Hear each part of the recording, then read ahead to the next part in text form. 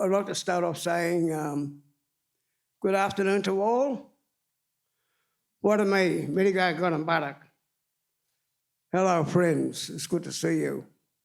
My name is Greg Sims. Everyone knows me as Uncle Greg. Firstly, I would like to acknowledge that we are on Duduk land. I would like to acknowledge elders past and present. We don't own the land owns us. We come from Mother Earth. We are the land. And the land we upon today belongs to the Ngarigu tribe of the Ngarigo Nation. And this is my great-grandmother's country here. We are the Gudawal, the whale people of Sydney. Also, I belong to the Ngarigo Nation in the Blue Mountains, where I belong to the Bidjawong, the water dragon lizard people. And on the south coast, where I belong to the Budawang tribe around Bateman's Bay, Ulladulla, the beach plover, which belongs to the Yeadon Nation, the black duck. I am one of the Aboriginal elders of Western Sydney, and becoming an elder, you have to study when you're a kid to become someone special later on in life. And it's an honour to be an elder, and I'm out and about doing things, like I'm one of the elders here and out in Western Sydney now, and I also one of the Aboriginal elders on the advisory committee at the Western Sydney University. And I'm out there working with people just arrived into the country and teaching them about a lot of the good, strong culture, what you can do and what you can't do. And the thing is that, just like to say that when people do come to this sacred country, they forget that our people are the First Nation people of this sacred land. And they think all Aboriginal people throughout the country speaks the same language. We have well over 500 dialects in this country. In New South Wales, we have well over 136. So this must be the multicultural country before settlers came in 1788 and the ones that followed. By saying this, we are all Australians. And we as Aboriginal elders, we don't exclude people from the circle. We love people to come to the circle and share their values and stories. We will never have knowledge if we don't do this. And once we start learning from each other, then we're heading in the right direction towards reconciliation. And I was just looking at the person who was playing this piano earlier. There's something special about the piano that I always use in my speeches. I say that when we start learning from each other, then I would say to them, and just remember the music will always sound much better if we use both the black and white keys. And I'd just like to say that where we live today is one community, many cultures, and it's wanted to come in here into Sydney and do welcomes because it's my great-grandmother's country, grandfather's. So, and my dad marched across the Sydney Harbour Bridge back in 1932 with the whalebone markings on his body with the backbone of the whale and the ribs with all the other uncles. When they marched across 1932 when they opened the bridge. Now there's no Aboriginal people living in Sydney no more because they pushed us all out. And a lot of us sent us up the north coast, some of us down south, some of us up in the Blue Mountains and over the mountains. And because they wanted us out of the way so they can build a city. But the same as my niece here, Kazane, our people was moved off the Cox's River, the Burgerang Valley, into Blue Mountains. And the ones that didn't want to leave, they forced us off the land. They dragged us off the land, which is not a very good practice. So instead of doing all these silly things, we must get together and learn from each other. So I'm here to do the Welcome to Country, and I say welcome to the State Library. And so I'm going to do the welcome, but just before I do, I'd just like to say that when we take our next step, just remember the ones that walked this sacred land before. And I'd just like to acknowledge all the organisers that put this together, and I suppose most of you lovely people here this afternoon, something got something to do with music. So I've been drumming since 1969, but I got RSI in my wrist now and slowed down a bit. But the thing is, I'm sorry I took up drumming. I'm so sorry. Because you can't keep a girlfriend too long.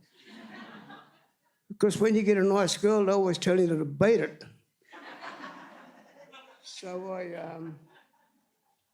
So I decided to keep on playing, you know, and but the good days, you know, playing rock and roll, country rock, and playing all the Motown music back in the day, and I really thoroughly enjoyed all that sort of stuff and working with top musicians. So I'd like to thank you for having me here this afternoon, and I'm here to conduct the Welcome to Country. So with the oldest living people in the world and the oldest language in the world. So here we go with the welcome.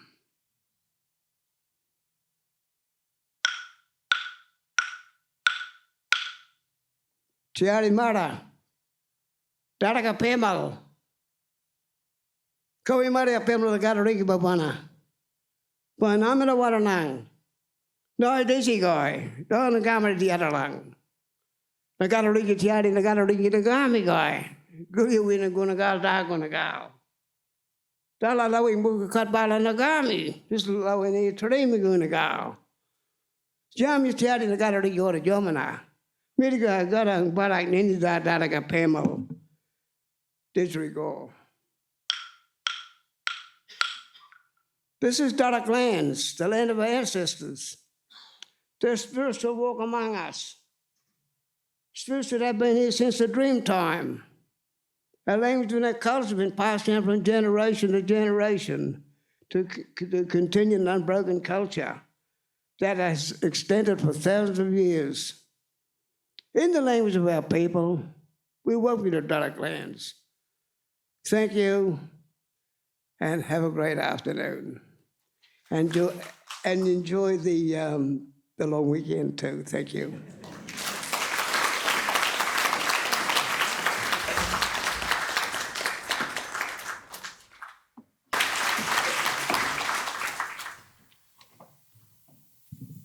Good afternoon, everyone. I'm actually not going to speak right now. The first item that we're going to start off is with Jacinta Tobin, who has composed this song to start off the afternoon. Thanks. can do that. So, Budjiriga Marwa, good afternoon, everyone. Nai Jacinta Borborongo Karamerigo and Didgerigo Uncle for that beautiful welcome. And this is what we would call the Sydney Origines. You're looking at us. And this song I wrote because our past isn't our past the way we do it in non-Indigenous way. Our past is always present. And hopefully by the end of this concert, you will feel that the past has never left you and that our ancestors are still here singing and dancing. It's just once you start to open your mind, you might even catch them. So this song was written in response to being denied as Sydney people, still today, unfortunately. We don't have any land to say, come to our house and learn our culture. We are not a government organisation, so therefore we can't receive land. That's how the government set it up. It's only those from government organisations like a land council who can actually receive the land, which seems a shame because I would really love to take everybody for a walk and feel our country again and see it through our eyes. So we'll sing for you instead. And I apologise to anyone who I have my back turned to because I was trying to get this piano, but Neal explained it, that the music comes out this way. So that's the best we could do. My piano at home is really badly out of tune, so you have to forgive me. I don't get to play it that often.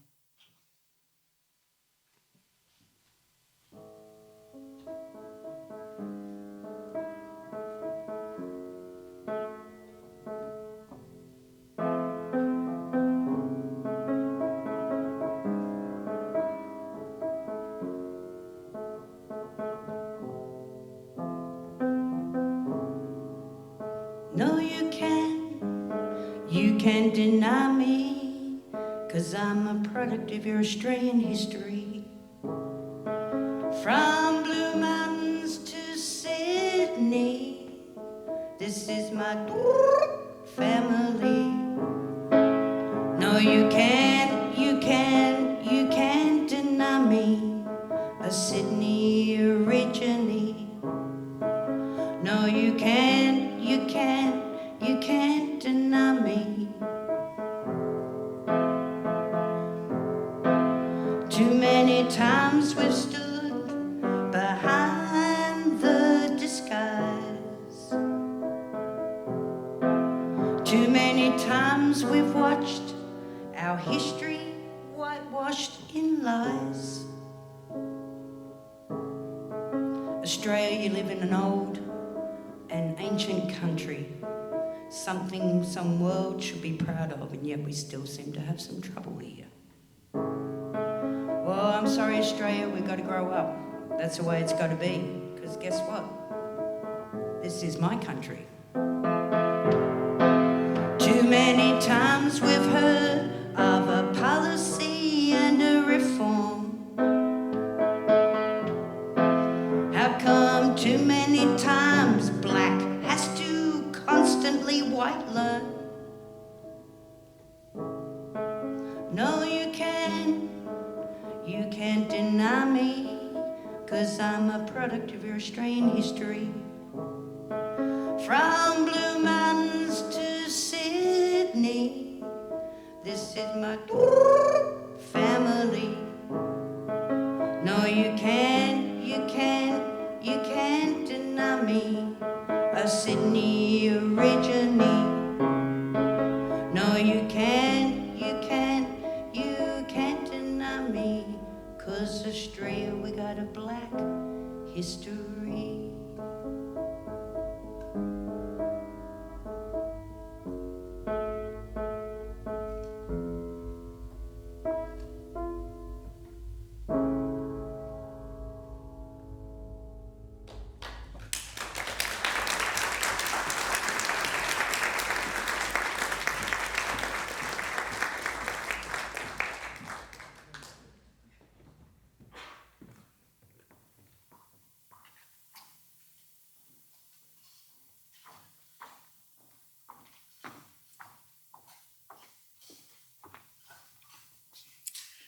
Good afternoon, everybody. Warami. My name is Anna Reid and I'm the Dean of the Sydney Conservatorium of Music. I'm also a Darug inheritor. Lovely to hear my cousin singing her song, our song, in this place on a rather exceptional instrument, which is an instrument that would, to most musicians' ears these days, sound a little wonky. And it's wonky because it's a product of total and utter innovation from Europe and was just brought out to Australia on a ship and sold to willing farmers, pretty much. It's the most extraordinary piece of machinery, and its hammers all sound a little different, but it's a real representative. I mean, hammers sound different on the strings is what I was trying to say, but I'm inarticulate today. But it's a real representation of what we try to do at the Sydney Conservatorium of Music. We try to make sure that music is our centre core because it's about humanity and how people interact with each other. So as a symbol of how we work with each other on this space, this piano is absolutely perfect because the site of the conservatorium, the site of this library, was the site of where deep knowledge was first of all sung and danced by the Gadi people, and in fact all of Aora, because this was a great big corroboree ground, and then became the site of the opera house, the conservatorium, the library, the museum. In other words, the deep culture that has arrived from Europe, and every element of this has a depth of knowledge and a beauty about it.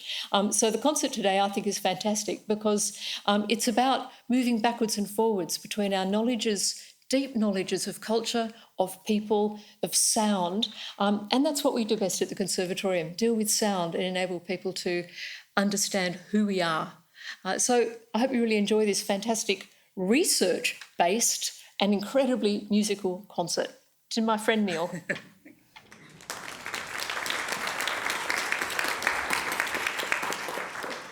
Thank you, Anna, and thank you, everyone, for coming to this very, very special event. And I'd like to acknowledge Uncle Greg for that wonderful welcome to country.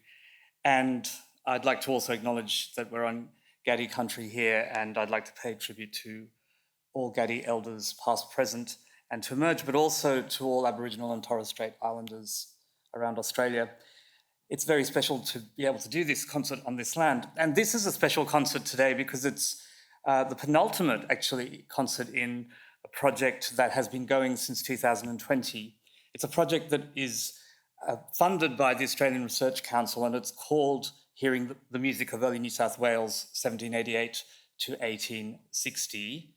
And the purpose of the project was really, in a way, to do what we're doing today and what Jacinta was just singing about, is to retell the history of this colonial era in Australia's history through music, really, and to look at what was actually happening here. Because if you read history books that were written in the 19th century and the 20th century about what was going on, it paints a very dim picture indeed about musical life. It always makes it sound like there wasn't much going on, and particularly doesn't tell the story of Indigenous music that was going on. So a whole group of us, and I won't name everyone here, but I've got Toby Martin, who's an investigator on this. There's myself, Julia, both Julia and Jacinta are HDR students, so they're doing PhDs at the moment as part of the project. But we've got Jackie Troy, we have Amanda Harris, and I hope I've Matthew Stevens from the Carolyn Simpson Library down the road. And so it's been a wonderful team to work with, and we've been looking at music in different collections, including the State Library collection. You're going to hear some of those pieces today. And we've been looking at Indigenous music, so fragments that were written down, heard as early as, around 1800, 1820, 1830, written down, turned into parlour songs, and then through extraordinary means, linguistic means and musical means, our researchers have extracted the melodies and have reimagined how these songs might have sounded at the time. But in fact, what we're doing is creating new music for now, and it's been really powerful. I can say that my life has changed through doing this project. I had the most extraordinary gift of being allowed to go and do a couple of workshops with a wonderful Ngarigu community who are here, up in Jindabyne a couple of years back, over 2 Easters, where we presented the fragments that are left of their music and asked them what they wanted to do with it. And then we workshopped a little bit and eventually went out onto very special country and they performed it. And we were allowed to witness it and also even to take part, which was incredibly moving and very special. And that song, the song that they did then, which is now known as the Snow Song, has had a life of its own through their community and has led them to feel confident in making up their own song, which you're actually going to hear today. So, that's something that we didn't know would happen, and it is a very special outcome from this project. But apart from that, we've been looking at not just Indigenous music, but also what music was brought over from Europe in the early colonial years, what was sent over on the ships, and also what music was written here and what was popular music of the day. Toby's area is that very thing, and reimagining how that sounded, sometimes from fragments of the music that exist, but sometimes only the words exist, and therefore we have to find new music to fit the words, and that's also part of bringing this back to life and reimagining what it is. And it's told us a huge amount about not just musical life, but cultural life. Just recently, we were looking at the first amateur concert series here in Sydney, which happened in 1826, just on Castlereagh Street. And there were about 12 concerts that happened in that year, and a bit of 1827 as well. And the reviews in the newspapers are just amazing about how that concert series and the power of music to bring everyone together, but then also to spur balls and parties and all these sorts of things that actually created a musical life for people who were living here in those days. But what we'd like to emphasise is that while all of that was going on, Aboriginal music was heard everywhere. There were corroborees going on even at that time, that they had not disappeared, even though it was part of what was happening at the time. But what we're trying to do here is to reimagine how that might have sounded. And this concert has been special because we decided to workshop how this might take place, what would the format be. And so we got together with our team and with other Indigenous academics at the Conservatorium. And what came out immediately was we're going to flip the focus. We're going to take an Indigenous stance. We're going to look at Indigenous themes, and we're going to fit the Western music into those themes, or choose the things that fit in there. And that was also a bit of a breakthrough in our thinking of how we could reimagine music from this time. So you're going to hear the result of that. It's been a few weeks in the coming. I'd like to thank Julia Russoniello, because she's really taken on board the whole holding all of this together and planning it out. And without her, we wouldn't have such a great program put together. So thank you, Julia. But I'd also like to thank all of our Indigenous friends who've come specially to be with us today and to celebrate their music. And we hope you have a really great afternoon. Thank you very much.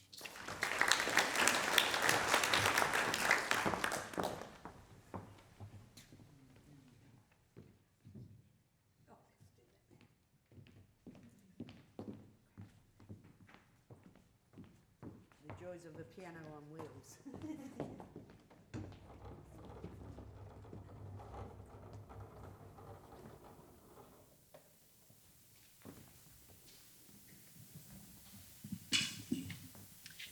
So part of what I'm hoping to bring across to everyone is that we talked about seasonal change, because our whole environment was, we would move, instead of 21st century timeshare, we just had really good relationships. Yes, so we didn't do timeshare.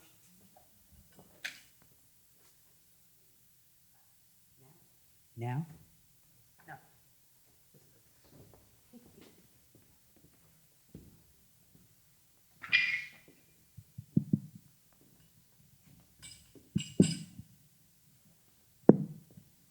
So our families change with the seasons. And, yep, it's on. And so I was explaining to our group about the seasonal change, and then we said about the emu in the sky. Because if you go to West End, in the Guringai area, you will see the emu on the ground. And there is a certain time of the year where that lines up. And that gives us an indication on our seasonal change through Sydney. And so this song talks about the fact that there's an emu in the sky. I'll translate it because I don't sing it in English. So I see the Milky Way, and I see the emu, and I'll call it Mariong and Mokrai. Mariong is a female emu and Mokrai is a male. But in the story, it changes from male to female because our male emu actually lays and sits on the eggs and looks after them. So good teaching. Just need to find more men that are emu. And so, and then also to understand, because just like time, our past isn't separate to our present, so is the sky isn't separate to our ground. And that's what the carving is explaining, that as above, so below. And actually, if you look at some of the old songlines, they will line up to the waterways. Now, what happens in the water? Gilly, we see the reflection, the shiny light, yeah? And that is as above, so below. And that's what this song is singing about.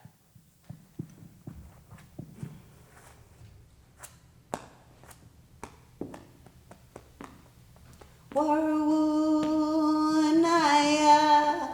Mari Marion Mokrai Bura Pemonaya Badu Garigarang Kili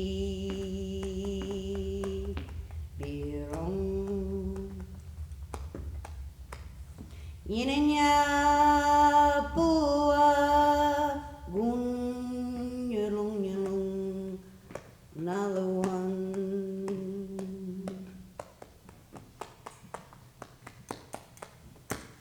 Ooh, and ooh means ended.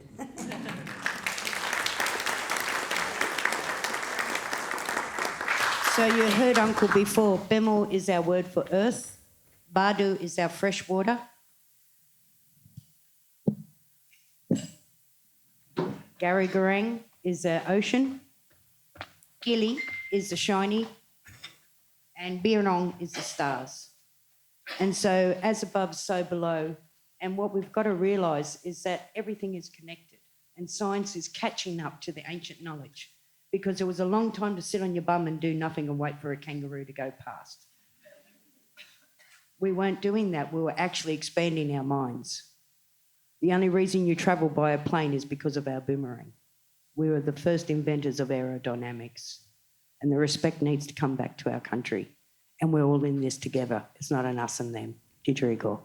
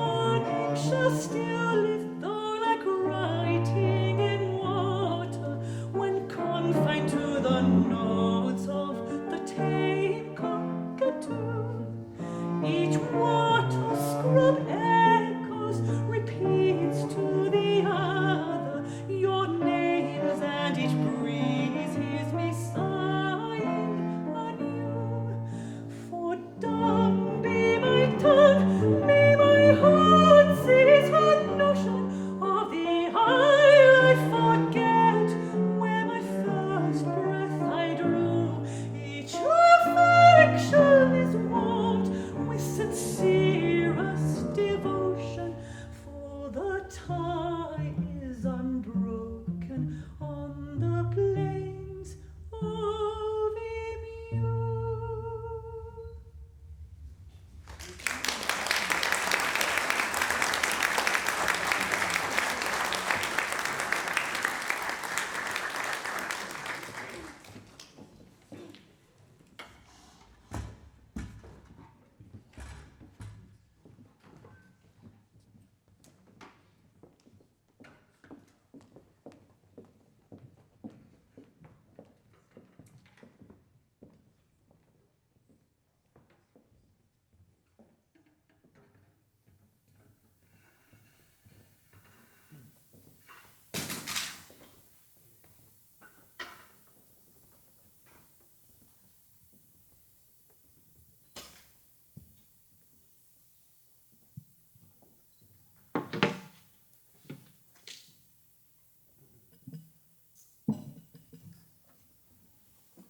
Hi everyone, my name's Toby Martin, also one of the investigators on this research project. Thanks so much to Uncle Greg for the welcome, generous welcome, thank you. And I just wanted to say that the song we just heard is called The Plains of Emu. The lyrics are written by someone called Reverend John McGarvey in 1829, and he published the lyrics in the Sydney Gazette, and he suggested that the lyrics be sung to the tune of Erin Go Bra, which is the tune you just heard played. And so the song is about a convict in Emu Plains, and his job is to clear the land. And as he clears it, he's comparing the landscape that he sees with the landscape back home in Ireland. And I mean, he's very enraptured by the landscape, but he's also sort of has this kind of homesickness as well about it. So yeah, it's a really beautiful song. McGarvey was an interesting person. He was very interested in Darug people and Aboriginal people, and he wrote quite a big dictionary of Darug words in the 1820s. But you know, it's interesting that he wrote a lot of music, a lot of lyrics, often about landscapes, and you know, there's a very obvious absence of Aboriginal people in those landscapes, and also this idea of clearing the trees, which is sort of has a kind of romantic thing in the lyric, but it's part of the destruction of these sacred and special landscapes that was going on, and also often involved Aboriginal labour to do it. So there's all these things that are not in the song, of course, but are kind of in the background. What I'm going to do now is I'm going to do another version of this song, like a sort of a folky version that has I've taken a bit of a license with this and inserted another section which maybe alludes to some of those other kinds of things I was talking about. So yeah, so this is version 2 of The Plains of Emu. So thanks for your patience with 2 versions of the same song, but hopefully it's a rewarding experience. Thanks. Quickly adjust here. Okay.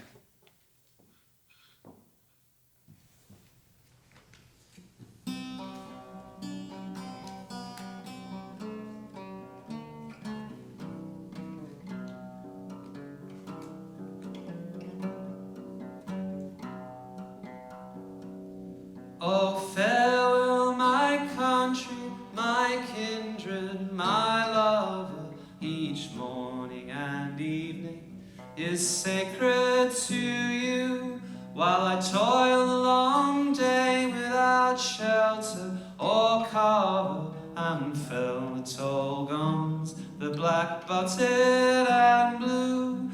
Full often I think of and talk of the air, and thy heath-covered mountains are fresh in my view. Thy glens, lakes and rivers, Loch Con and Kilkerran, while chained to the soil of the plains of Emu. The ironbark and wattle and gum tree extending their shades, under which rests the shy kangaroo, may be felled by the blessed, have hope of them bending to cheer the rude toil, their far exile from you. But alas, without hope, peace or honor to grace me, each feeling was crushed in the bud as it grew, whilst never is champed on the chains that embrace me, and heedless my thrall on the plains of Emu.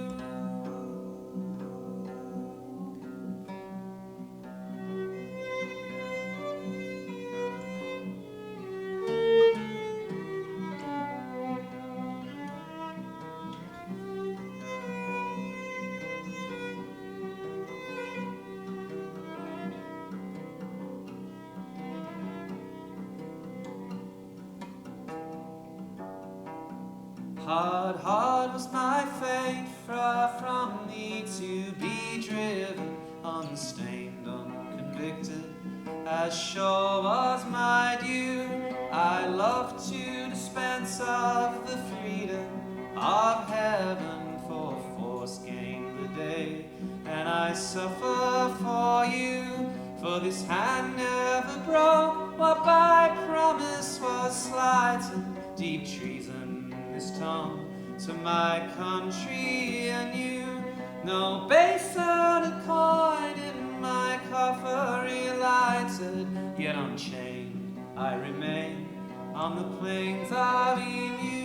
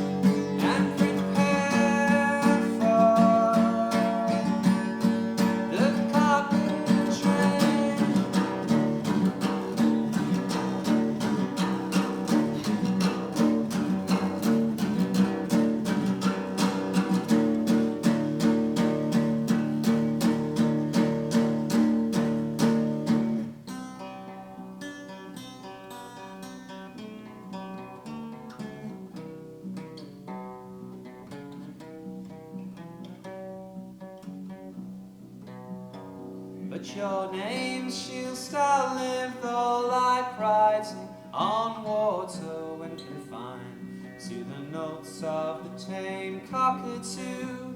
Each wattle scrub echo repeats to the other your names, and each breeze hears me singing anew. For dumb be my tongue, may my heart cease her motion, if the isle I forget where my first breath I drew. Each affection is warm with sincerest devotion, for the tie is unbroken on the plains of Emu.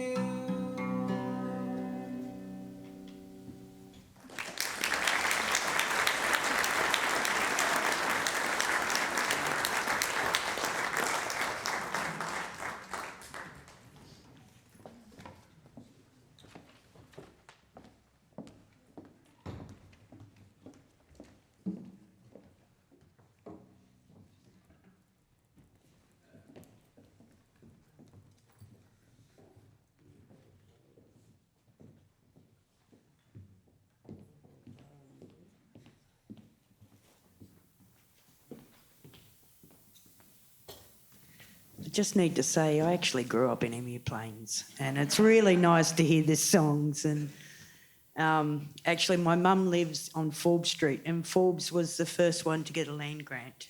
And it's kind of ironic with this mic, but it's kind of ironic that here we are hearing about the place where I grew up, and Mum's still there, and that there was so much history. We've missed so much as Australians, I feel. And it'd be great for us all to get our own back, because my family were involved with the Kui Festival. Yep, when the Kui Call was called.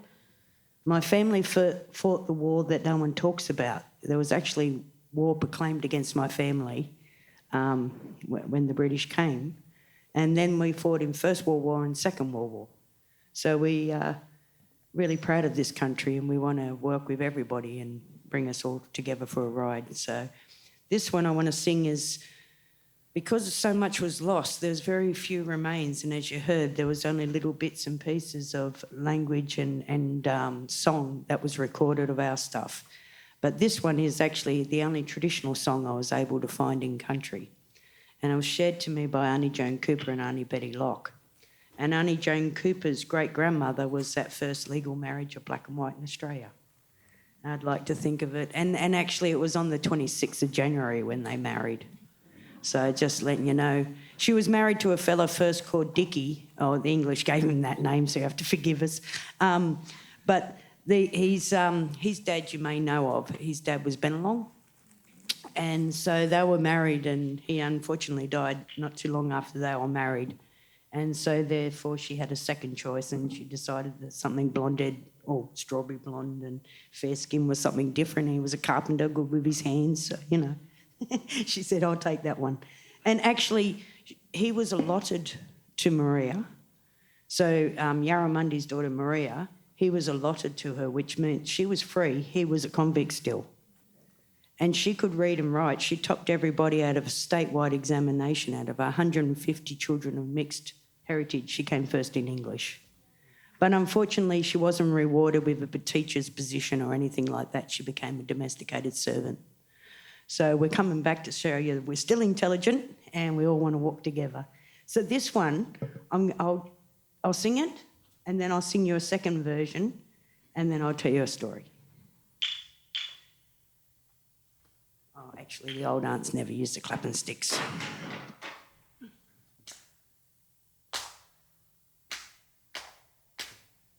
Kuchi uji uji kookaburra bami, kuchi uji uji uji uji uji uji.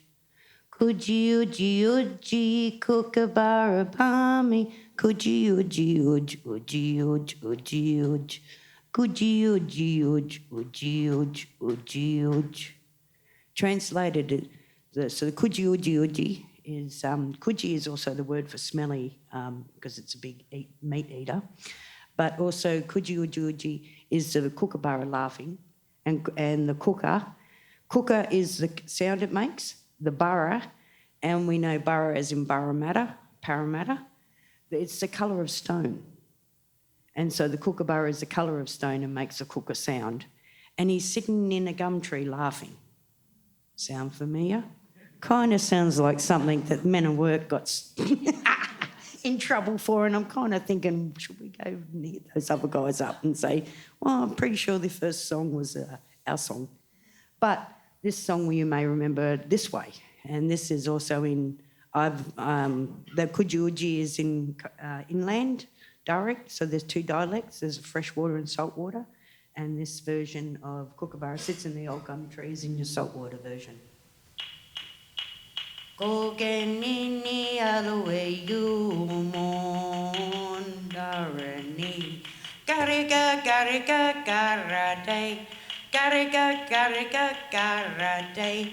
Bilya go gini gini, bilya go gini gini, garajong mujeng beja, garajong mujeng beja, garajong mujeng beja.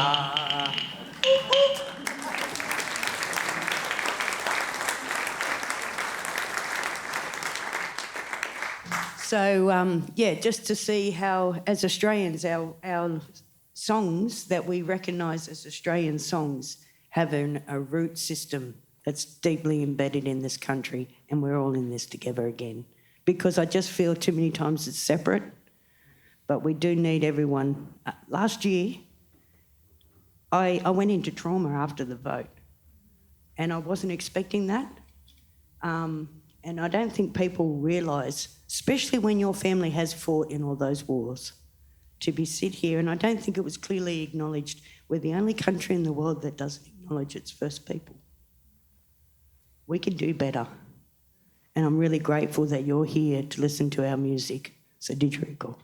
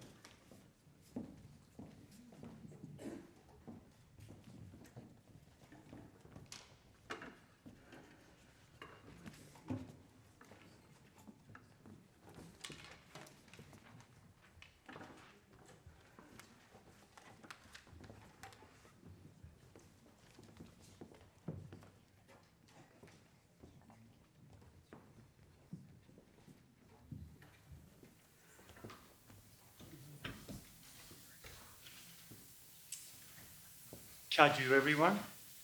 Can you hear me?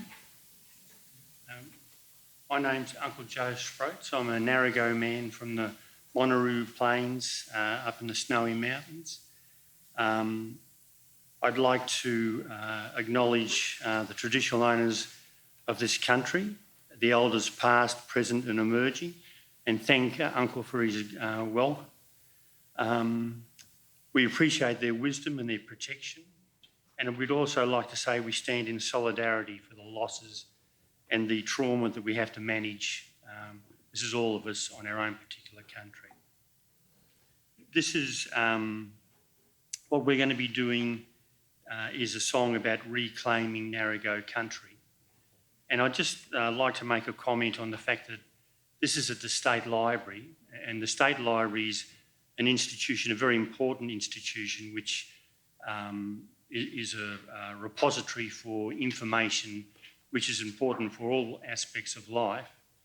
But there's a lot of information here which is very important for Aboriginal people to be able to trace back our story, who we are, and how we fit into the jigsaw of life. And there are two parallel, there could be more, but there's at least two parallel sources of knowledge.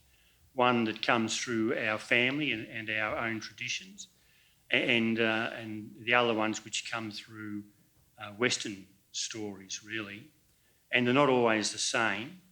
And one of the consequences of the invasion is the fact that it displaced us and it put us in a position where we lost a lot of knowledge. And part of our recovery in terms of reconnecting to country and culture and family and Aboriginal style of thinking is to gather that knowledge again. And part of doing that is connection to spirit, the inspiration of our ancestors, and using that information to recreate who we are for a better future for ourselves and for everybody else. So I'd like to acknowledge the State Library for the job that it actually does, and I've used it a few times. And even this afternoon I was doing some research on country and some of the boundaries that we've got with other tribes, and that information was available here. I hadn't seen it before, but it does reflect one of the problems that we have is that the stories that we hear from different sources don't match up, and we have to make decisions about what's actually accurate, what isn't, and work out why that's the case. And in a lot of ways, it just does reflect different ways of thinking and different ways of interpreting historical events.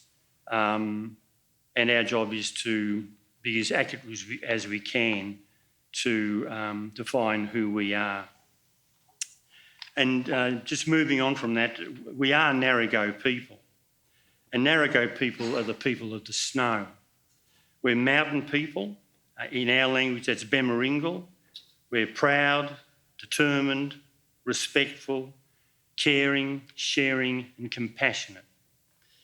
We're seasoned travellers going down the mountain to hunt, trade and participate in ceremony, often with other tribes. We look after our own and we stand up for ourselves. We're also Brudgerak, which means savage people, but we're only that when we need to be. So Ngarigo people have a rhythm in our life. It's been developed over literally thousands of years, and it's a really deep connection. And to lose it is just unthinkable for us. The connection is forever. It's part of our core identity. And when the invasion came, it was outside our worldview, outside of the way we thought that the devastation that we experienced could possibly happen. So, and the word we're using now is that that's an apocalypse experience. And the early 1820s saw the beginning of the Great Invasion, and the arrival of the apocalypse. And as the riders of the apocalypse on their great horses saw and lusted for the mighty Monaro plains before them, the scene was set. The invasion was short, it was brutal and completely successful. So what was lost? It was our paradise. Once the squatters arrived with their new animals, the pre-contact routines of the Ngarigo were damaged beyond sustainability almost instantly. The vast fields of yams that grew by the rivers were trampled by the hooves, the permanent waterways fouled, and the hunting grounds overgrazed. This is really about a 20-year time frame. The trauma of that change ricocheted through the community during those first decades as the realisation dawned that what were once dependable resources to be returned to seasonally had vanished. And by the 1860s, the pre-colonial economy of Aboriginal people on the far south coast had been effectively dismantled. So what was lost? A description of our country by Henry Haygarth in 1848 says a lot, and I quote, "To the lover of the picturesque, perhaps this is the most beautiful scene that Australia can afford. Plains and open forests, untrodden by the foot of the white man, and as far as the eye can reach, covered with grass so luxuriant that it brushes the horseman in his saddle. Flocks of kangaroos quietly grazing, and emu crossing and recrossing his route. The quail rising at every step, lagoons literally swarming with wildfowl. These scenes are reserved for the eye of the enterprising settler." Haygarth's work has been called the first environmental history of the Monaro to map the beginning of the fall. Another explorer, Lotsky, he described our camp life. And again I quote, "Their camp presented in the delightful evening a tolerably good appearance. The men and women were sitting under their gunyas, which is a word for huts, either without any particular occupation or preparing opossum skins for cloaks, making nets of curryong, etc. Upon a fine round plain, the male ewes were playing with a ball made of wool, which they threw to great height, catching it with much dexterity. It was very interesting to see these fine, naked, athletic bodies in such a gymnastic exercise. They were almost all muscular and smart people." Now, Lotsky, in the same trip, also recorded what I thought was the first ever Aboriginal song, but maybe it was one of the earliest ones. That's the Snow Song, which Neal referred to before, which we've, through the con, we relearnt and we performed it on country. And as a matter of fact, we performed it in the place where the song actually was first recorded.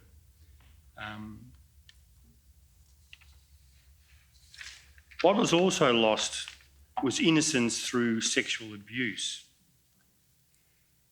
The 1839 census of the Munaroo squatting district identified 1,339 white males and 158 white females. With a few European women available, it was inevitable that the men would turn to the Ngarigo women sooner or later, and they did. Not infrequently, Aboriginal women were taken by force, often detained in the huts of their captors by being chained to the furniture. Governor Gibbs was so alarmed by these reports of this behaviour that in 1837 he was forced to explicitly outlaw it. And again I quote, "Beyond the limits of location, overseers and other persons in charge of cattle and sheep in those remote districts are not unfrequently guilty of detaining by force in their huts and as their companions abroad, black women of the native tribes responding to their neighbourhood, an offence not only in itself most heinous and revolting character, but in its consequences leading to bloodshed and murder.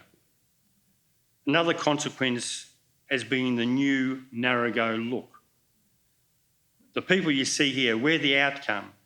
We're the survivors of the apocalypse, and we've been changed through that experience. And what was also lost was our people. A census in 1856 showed there were 166 Aboriginal people in the Cooma district. By 1892, reports state that only 2 Aborigines were still on the Monaro. Now, Uncle John Casey, one of our elders, he has passed down to him that we had thousands of Ngarigo people, and there's an incredible disparity in the written record and the Aboriginal record in terms of Ngarigo people, where we were and what happened to us. But overall, contrary to the reports of the early 20th century that the Ngarigo tribe was extinct, it's now clear that many moved out of the area. Some of us stayed, and there's a significant population at Tumbarumba. Some were sent to missions, Lake Wallaga on the south coast and Lake Tears in Victoria, but many were stolen and sent away to live a life hidden from view for the fear of having our children stolen, because that's exactly what happened. So we want our country back. And this is a song of reclamation for our people. It's a part of our tribal revival. We've got a 25-year revival plan, of which we're 4 years into it, and that's our nation rebuilding. It's the core purpose of what we're doing at the moment.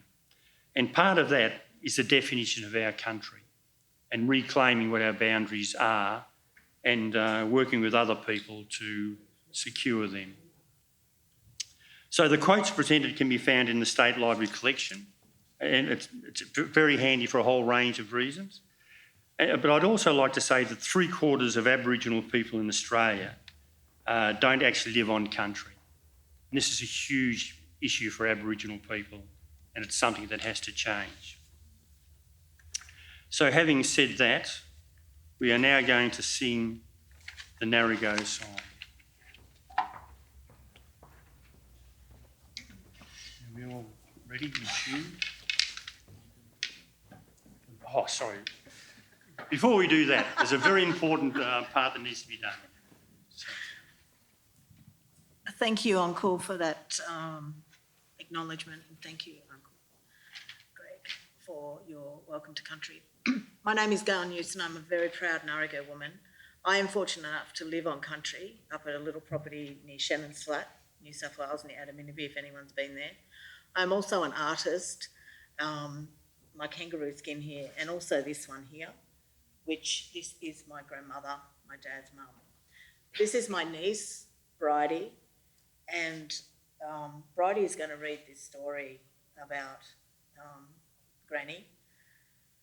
My father grew up in a place called Gudgeonby, which was taken away from by the ACT government to make way for now what is Namadgi National Park. And it's just a bit ironic that today they're celebrating 60 years of that with a cake.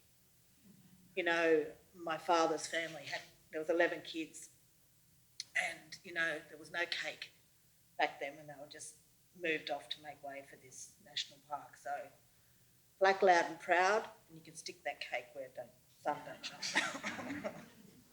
Thank you, Brian.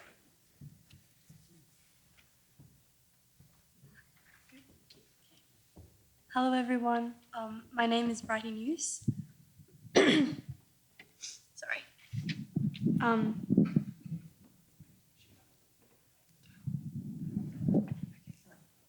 Hello, everyone. My name is Bridie News, and this is the story of my great-grandmother, Lucy Skipper. She was born in a time of horrendous racism. Her voice, her land, her family, and her rights were stolen. She married Roy News and lived at Gudgeonby, ACT. Sadly, they had to move and make way for what is now known as Namadgi National Park. All that remains today is the orchard that Pop planted, still producing those sweet, sweet apples. Her family is committed to keep her fire and passion burning. Her love for country has been passed down through generation to generation from children, grandchildren, and great-grandchildren. Thank you.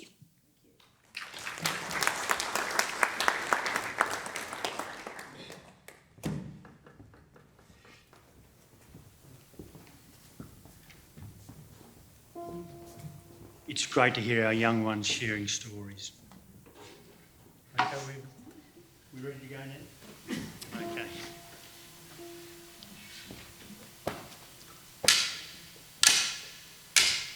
Nia Ngarigu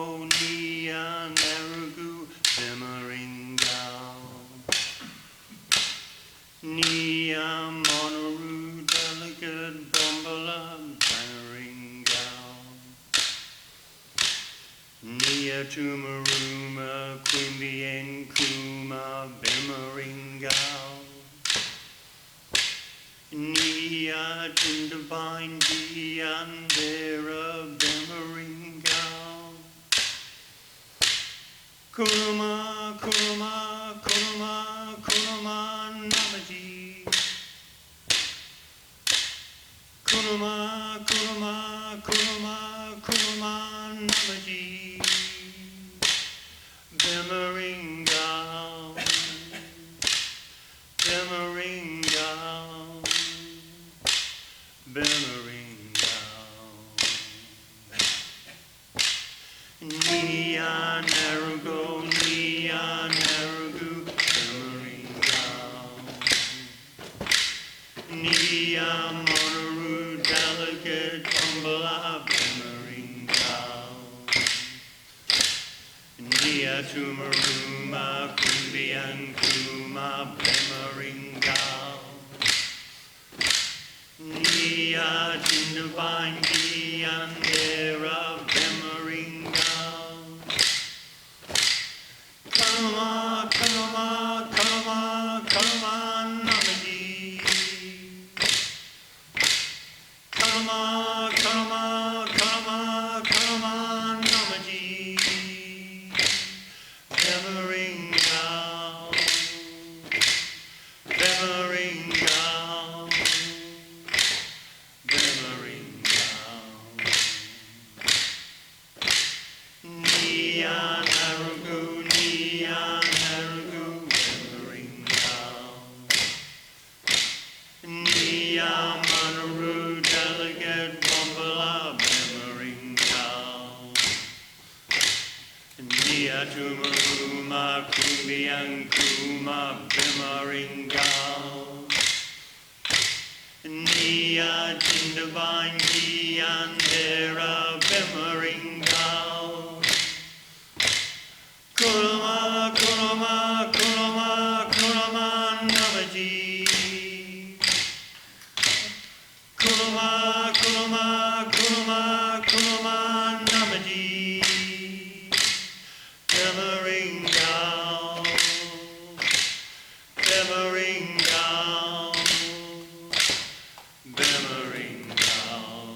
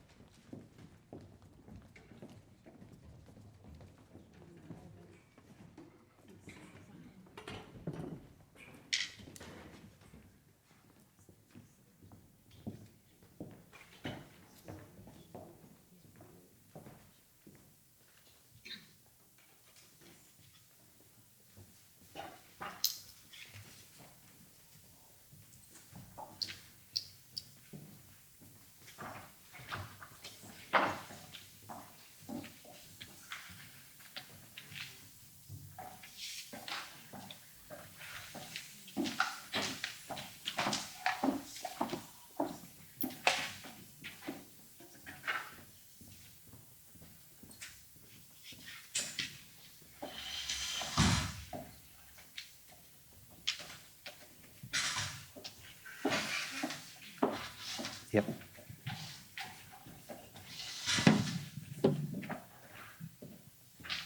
Thank you so much, Uncle Joe and the whole members of the Ngarigu Nation. It's such an incredible thing to hear that song and hear how it's developed and where it's come from, and it feels very special honour to be able to hear that, and it's very moving. Thank you. So we're going to move to the final phase of the program, which has all got a water theme. And the first song we're going to do is called "The Wonderful Crocodile." This song is it's a sea shanty, I suppose. It was commonly heard by sailors and on sea in the 1830s and 40s, it was performed a lot in Sydney in the 1840s.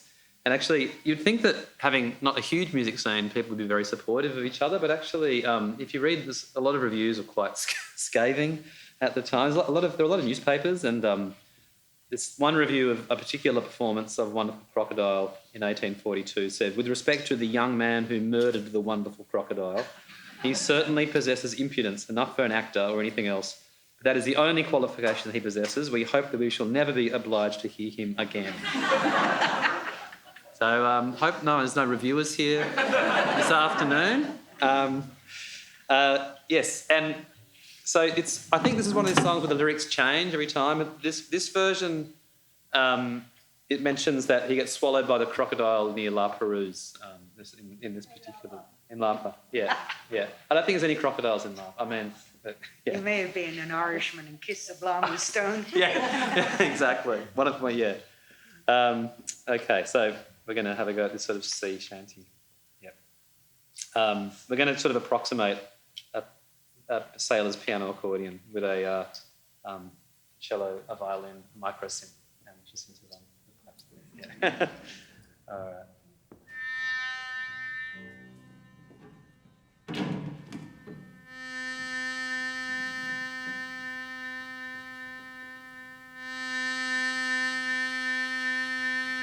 Yeah. Come all you lads and listen to me, to tell you the truth I'm bound. What happened to me while going to sea and the wonders that I found. Shipwrecked I was at La Perouse and cast upon the shore, but I resolved to pick my way the country to explore.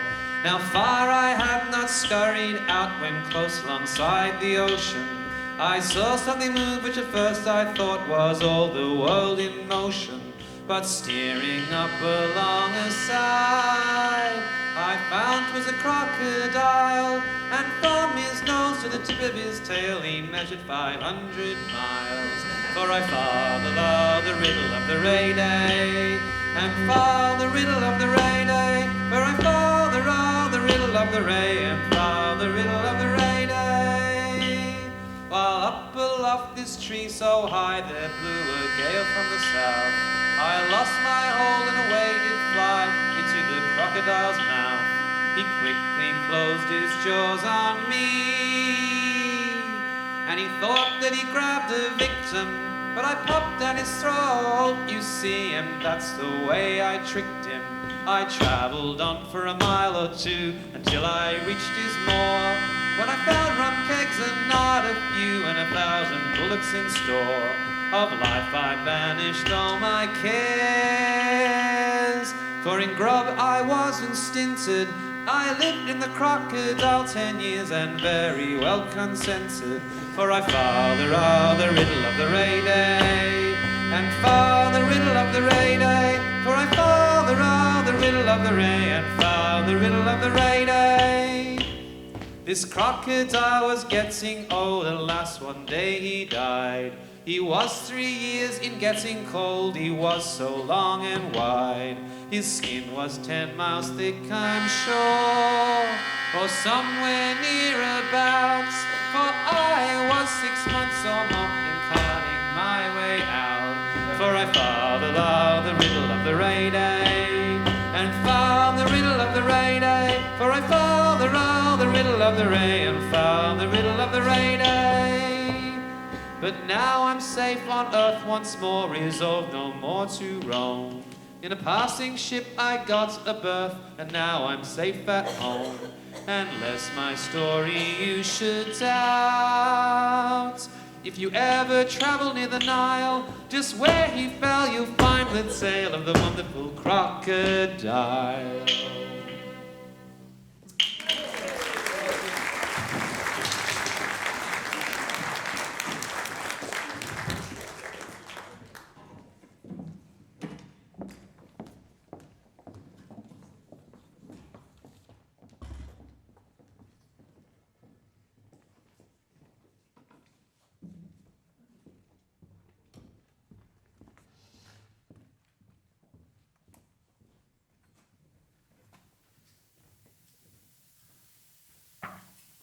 Ladies and gentlemen, bring in a droopy stand.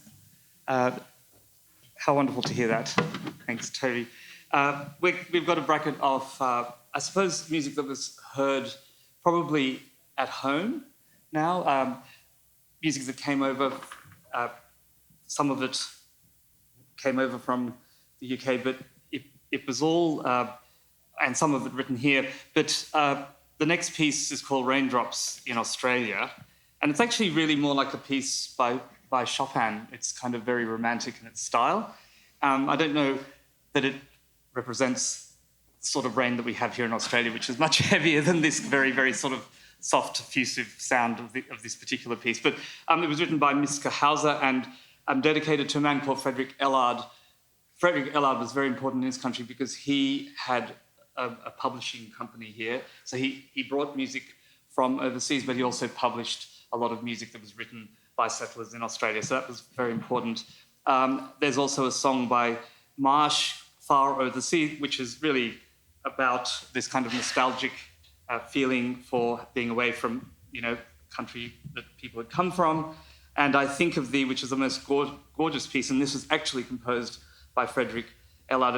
It's a very sort of fantasy kind of world, and it depicts the ocean and things like that. And finally, we're going to be doing Cavendish's Quadrilles and Waltzes. Of course, quadrilles were pieces that were very, very popular. I'd never really heard of these types of pieces before we started this project, but they were very popular all around the world. They were danced to in dance halls, and they were sometimes just played as pieces. And this particular quadrille set is wonderful because it actually has names that we know here. So the first one's a pantalon, which is a normal name for the first movement in a quadrille, but it's also called Radamar. The second one is the summer, and the third one is the chicken, but Currajong, and also there's a Woolloomooloo Pastorelle. So we've got some names that are to do with places here in Sydney as well. So I'll stop speaking and play.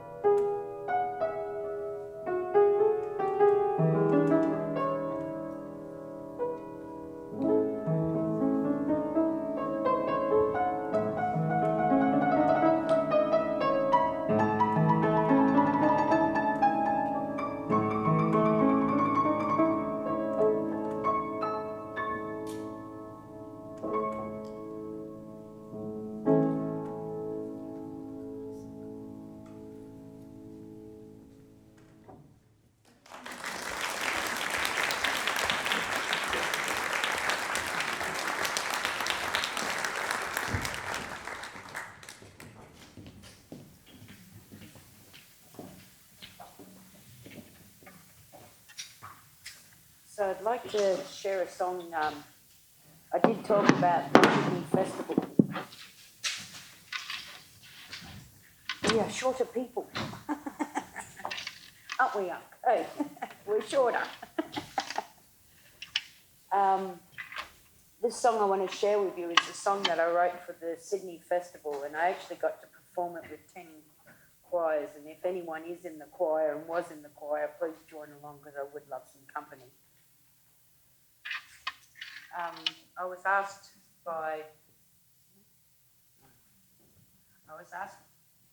asked by the Sydney Festival to first translate and sing the national anthem in Ngarigu, and I just felt it was a bit weird, especially Advance Australia Fair, look at me now. And so in turn, I said no to the Sydney Festival, which probably wasn't the smartest musical choice, but then they rang back and said, would you like to write a song with Nardi Simpson that would be performed before the national anthem? And I said, yes, I would. As soon as I hung up, 8 to 9 Aboriginal men in spirit turned up in my lounge room, and they were really cranky. And the men had their shield, and I knew it was our men because of the shield. And they were whacking it with their woomera, and they were doing this dance at me and acting real angry. And we hear words in language, we mightn't understand what they're saying in language, but we get a translation in our heads. And they were saying, if you're going to do this, you better tell them our story. And as soon as they left, the women turned up, and all I could see of the women was their kneecaps down to the waterway, and they were standing in the, the mangrove soil, that salty, freshwater, salt water, and they were saying, we can't stay angry. That's what's making our people sick, is our anger. And so I'm from an unbroken women's line, so all my mum have been born here, and we come from possum people. And what they were saying to me is what's happening today is upside down business, meaning things that we used to honour, like age, is not honoured the way it should be today. Things like sharing is not honoured today. We honour greed. Things about caring for something other than human, we don't seem to have a handle on that either. And so what they were saying, as a possum woman, possums know upside down business and we enjoy it. But a possum knows how to walk straight. And so in turn, they've asked me to relay their song to you, and which I did end up writing with Nardi and the beautiful choirs. And this is the song, and I'll translate it for you. So, a long time ago, bad sickness came to this country. No more big mob of Sydney people anymore. But we all come together to make good dreaming. One people, one earth, one water, one sun. Can we learn to love one big family? Oh, it's up there. I was wondering why people were looking behind me. So, and this is about, it's all coming together. And I was very honoured to have so many beautiful people from about 180 people turned up to sing with us, so very, very honoured. And actually the ceremony went for 3 years, and on the 3rd year they changed it and brought it to the 25th of January, and it actually started at sunset. And as a possum person, we kind of like sunset ceremony more than early morning. So it worked for me. And we had a 24-hour ceremony, and I have a ceremony stick that I tried to save a 600-year-old tree in Mount Victoria, and I couldn't save it. But what I did was take pieces from that tree, and I have a ceremony stick, and that stick was soaked in the salt water here in the harbour, and then I went and soaked it in the freshwater salt water at Parramatta, and then I went and soaked it in the Darebin, the Nepean River, and then I took it up to the top for the sweet waters on the mountain, and we finished that ceremony at sunset. And these are the things that people mightn't realise, that there's culture still going on. Actually, Uncle and I, we do culture together, don't we, Uncle? And when Uncle was sick, we went into hospital, we did our thing, and Uncle's still here, and that was 7 years ago now. And Uncle can't see that well anymore or use his hands the way he did, but when that time had finished and he got out of hospital, he actually made my daughter and myself a digging stick, and I'm going to hold that forever, Uncle. Thank you.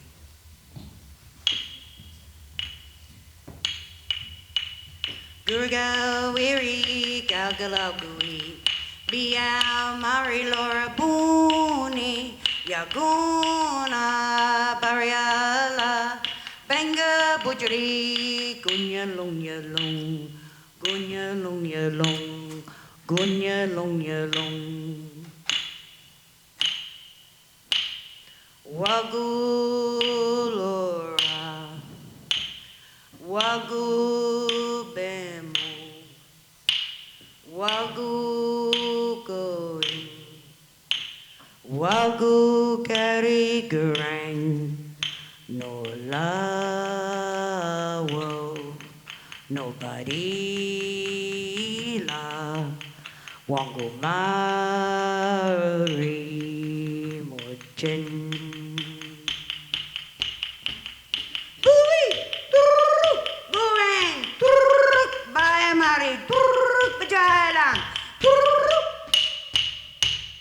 Gurga weary galgalabui Biao Mari Laura Booney Yaguna Bariala Benga Bujri Gunya Long Yalong Gunya Long Yalong Gunya Long Yalong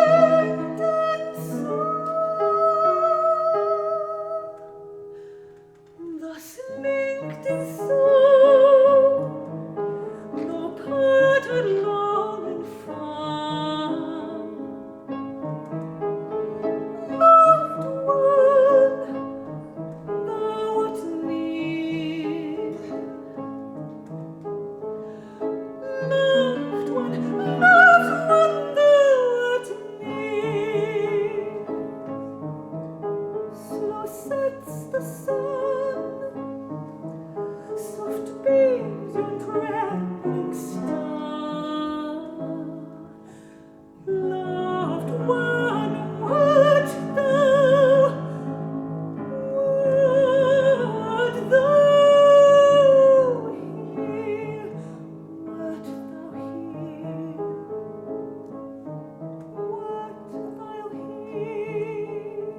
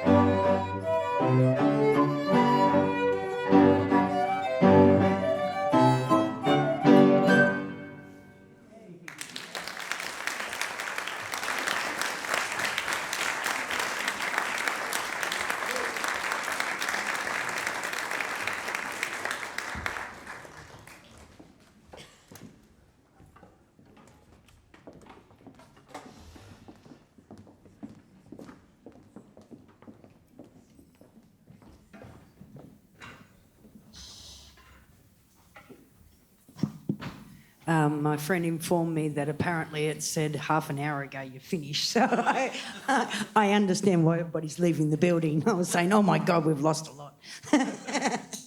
But the last song is actually a song that we've been working on, and it's a fishing song, and it was actually recorded Benelong and that down at Tumbuali, which is just down in the site of the Sydney Opera House.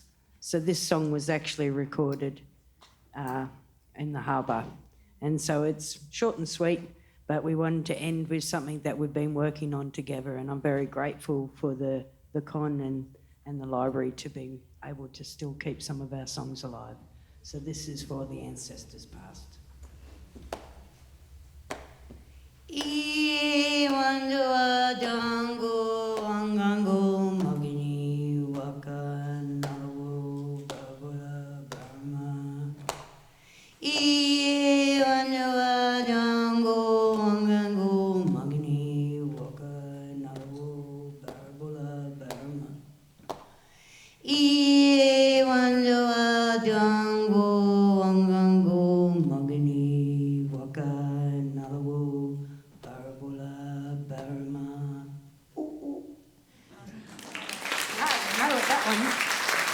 Thank you everyone for coming, and thank you for staying and hearing us all. Thank you to everybody. Thanks Ngarigu for coming up. Thanks Con and Yano.